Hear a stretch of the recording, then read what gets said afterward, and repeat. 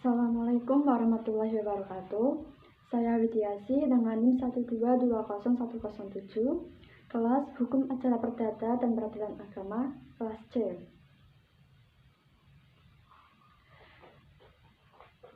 Video ini dibuat untuk memenuhi tugas UAS Hukum Acara Perdata dan Peradilan Agama. Soal yang pertama adalah apa yang dilakukan subjek hukum ketika menjadi penggugat, tergugat, pihak intervensi, dan turut tergugat di pengadilan. Penggugat adalah orang atau pihak yang merasa dirugikan haknya oleh orang atau pihak lain atau tergugat. Penggugat atau melalui kuasa hukumnya mengajukan gugatan yang ditujukan kepada Ketua Pengadilan Negeri Bagian Perdata dengan beberapa kelengkapan syarat yang harus dipenuhi. Yang pertama adalah surat permohonan atau gugatan. Yang kedua ada surat kuasa yang sudah dilegalisir apabila menggunakan advokat. Gugatan dari surat kuasa asli harus mendapat persetujuan dari Ketua Pengadilan Negeri tempat diajukannya gugatan. Setelah mendapat persetujuan, maka penggugat atau kuasanya membayar biaya gugatan atau SKUM, surat kuasa untuk membayar bagi penggugat yang benar-benar tidak mampu membayar biaya perkara, hal mana harus dibuktikan dengan surat keterangan dari kepala desa yang bersangkutan. Dapat mengajukan gugatannya secara pro deo. Layanan pro deo adalah proses berperkara di pengadilan agama secara cuma-cuma atau gratis. Penggugat yang tidak bisa menulis dapat mengajukan gugatannya secara lisan di hadapan Ketua Pengadilan Negeri yang akan menyuruh mencatat gugatan tersebut, termasuk dalam pasal 120 HIR. Memberikan SKUM, surat kuasa untuk membayar yang telah dibayar ke meja 2 dan menyimpan bukti asli untuk diarsip. Menerima tanda bukti penerimaan surat gugatan dari meja 2. Menunggu surat pengadilan sidang dari pengadilan negeri tempat diajukan gugatan yang disampaikan oleh jurusita pengganti. Menghadiri sidang sesuai dengan jadwal yang telah ditentukan. Kemudian ada tergugat. Tergugat atau gedagde atau defendant sebagai pihak yang memiliki kepentingan langsung dalam berperkara yang bersangkutan atau karena dianggap mengganggu atau merugikan. Penyampaian jawaban bukanlah suatu kewajiban tergugat di persidangan, melainkan adalah hak tergugat. Ditinjau dari teori dan praktik pada dasarnya, jawaban berisi penjelasan tentang kebenaran atau ketidakbenaran dalil gugatan penggugat. Esensi bantahan terhadap pokok perkara berisi alasan dan penegasan yang sengaja dibuat dan dikemukakan tergugat, baik dengan lisan atau tulisan, dengan maksud untuk melumpuhkan kebenaran dalil gugatan yang dituangkan tergugat dalam jawaban. Yang pertama adalah gugatan berhak mengajukan jawaban pada sidang pertama. Yang kedua, gugatan mengajukan duplik jawaban kedua oleh tergugat dan seterusnya. Yang ketiga, setelah putusan dapat mengajukan upaya hukum atau verset, banding, dan peninjauan kembali selambat-lambatnya 14 hari sejak perkara diputus atau diberitahukan. Kemudian ada pihak intervensi. Intervensi aslinya intervenir, yaitu memberi kesempatan kepada siapapun yang berkepentingan untuk melibatkan diri dalam suatu proses perdata yang sedang berjalan antara pihak, yang dapat diajukan sebelum atau pada saat antara pihak berakhir. Intervensi dapat terjadi di pengadilan agama dalam tingkat selama proses perkara, sehingga dalam kasus yang demikian kedudukan para pihak-pihak menjadi sebagai berikut. Pihak ketiga disebut penggugat intervensi. Para pihak semula atau penggugat atau pemohon dengan tergugat atau termohon disebut sebagai tergugat intervensi. Dalam prakteknya, apabila hakim menganggap perlu dan benar-benar dibutuhkan dapat mengambil alih bentuk-bentuk acara yang tidak diatur dalam HIR, juga dalam RBG.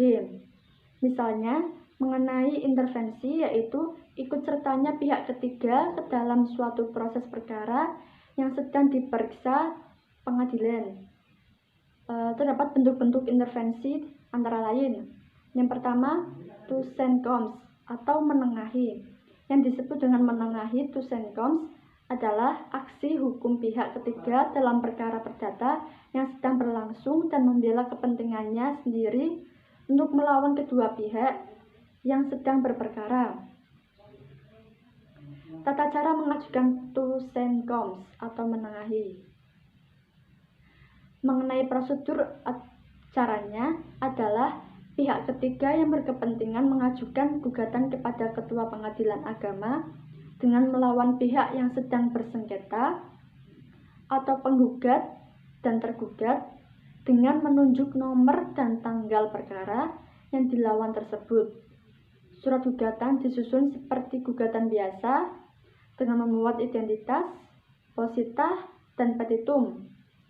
Surat gugatan tersebut diserahkan ke meja pertama yang selanjutnya diproses seperti gugatan biasa dengan membayar biaya tambahan, panjar perkara, tetapi tidak diberi nomor perkara baru, melainkan memakai nomor perkara yang dilawan tersebut dan dicatat dalam register nomor dan kolom yang sama.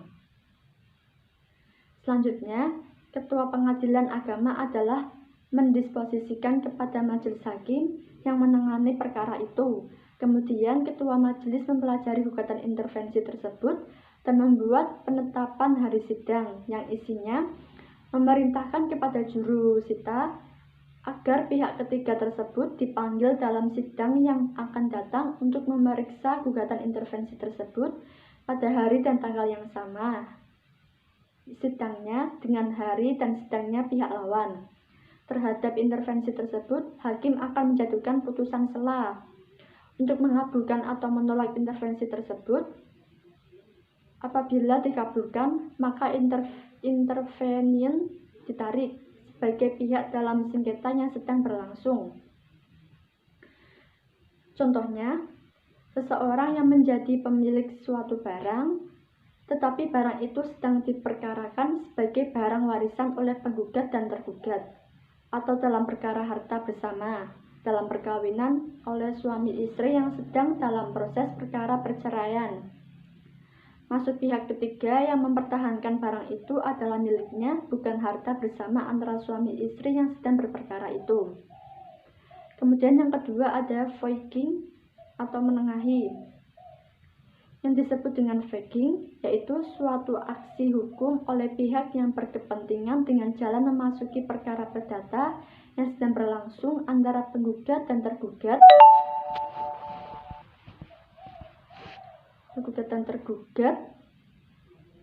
untuk bersama-sama untuk menghadapi penggugat. Perbedaannya dan to send comes adalah berpihakannya ditujukan langsung kepada pihak tergugat. Misalnya, seorang debitur atau berhutang masuk ke dalam proses yang diajukan kontrabrok. Debitur itu dapat menolong pinjamannya karena ia berkepentingan agar penjamin itu tidak dihukum. Tata cara mengajukan voiging adalah prosedur acaranya adalah pihak ketiga yang berkepentingan mengajukan permohonan kepada Ketua Pengadilan Agama dengan mencampuri yang sedang bersengketa, yaitu penggugat dan tergugat, untuk bersama-sama salah satu pihak menghadapi pihak lain guna kepentingan hukumnya. Permohonan dibuat seperti gugatan biasa dengan menunjuk nomor dan tanggal perkara yang akan diikutinya itu. Selanjutnya, permohonan voiging dimasukkan pada meja pertama dan diproses oleh kasir dan meja kedua sampai pada ketua. Kemudian Ketua Pengadilan Agama menyerahkan berkas tuntutan itu lewat panitera kepada majelis hakim yang menangani perkara itu. Kemudian majelis hakim memberikan penetapan dengan isi penetapan menolak atau menerima pihak ketiga untuk turut ikut campur dalam sengketa tersebut.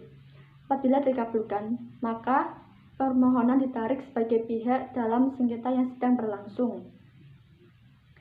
Kemudian yang ketiga, freewaring atau penarikan. Freewaring atau penarikan pihak ketiga dalam perkara adalah suatu aksi hukum yang dilakukan oleh tergugat untuk menarik pihak ketiga dalam perkara guna menjamin kepentingan tergugat menghadapi gugatan penggugat. Kemudian ada turut tergugat. Turut tergugat hanya tunduk pada isi putusan hakim di pengadilan karena turut tergugat ini tidak melakukan sesuatu atau perbuatan.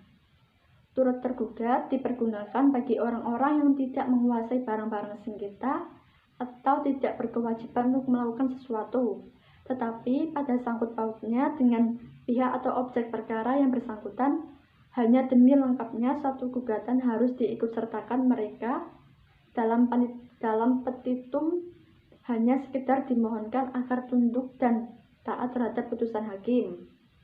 Turut tergugat dapat mengajukan gugatan rekonvensi. Hal ini karena rekonvensi merupakan suatu gugatan balik yang memberikan kemungkinan bagi tergugat atau para tergugat atau turut tergugat untuk mengajukan gugatan balik kepada penggugat. Selanjutnya, nomor 2, apa yang dilakukan oleh hakim dalam hal menjalankan hukum acara pengadilan agama. Hakim adalah pejabat yang melaksanakan tugas kekuasaan kehakiman. Hakim acara pengadilan agama mempunyai wewenang memeriksa, mengadili dan memutus perkara yang berhubungan dengan perkawinan, waris, wasiat, hibah, wakaf, zakat, sedekah, dan ekonomi syariah. Hakim bersifat menunggu, artinya inisiatif pengajuan gugatan berasal dari penggugatnya itu. Hakim hanya menunggu diajukannya tuntutan oleh penggugat. Yang mengajukan tuntutan hak adalah pihak yang berkepentingan. Apabila tidak ada diajukan gugatan atau tuntutan hak, maka tidak ada hak hakim. Hakim baru bekerja setelah tuntutan diajukan kepadanya. Hakim bersifat pasif, artinya hakim di dalam memeriksa perkara perdata bersikap pasif dalam arti bahwa ruang lingkup atau luas pokok sengketa yang diajukan untuk diperiksa pada asasnya ditentukan oleh para pihak yang berperkara dan bukan oleh hakim. Hakim aktif dalam pemeriksaan, misalnya dalam hakim berusaha untuk mendamaikan kedua belah pihak, menjaga agar persidangan berjalan dengan aman dan lancar, menunda persidangan, memerintahkan pembuktian, menjelaskan mengenai upaya hukum dan sebagainya. Kemudian soal nomor 3, bagaimana komparasi spesifik hukum acara perdata di pengadilan negeri dan pengadilan agama.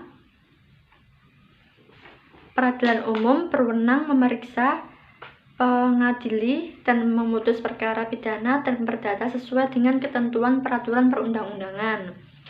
Sedangkan peradilan agama berwenang memeriksa, mengadili, memutus, dan menyelesaikan perkara antara orang-orang yang beragama Islam yang mengikatkan dirinya untuk menyelesaikan perkaranya sesuai dengan ketentuan peraturan perundang-undangan, dan wewenang perkaranya yaitu wewenang memeriksa, mengadili, dan memutus perkara yang berhubungan dengan perkawinan, waris, wasiat, hibah, wakaf, zakat, dan ekonomi syariah. Sumber hukum dan fatwa ulama atau ahli fikih. Pengadilan negeri yang berwenang menyelesaikan perkara perdata adalah yang daerah hukumnya meliputi tempat tinggal tergugat diatur dalam pasal 118 HIR.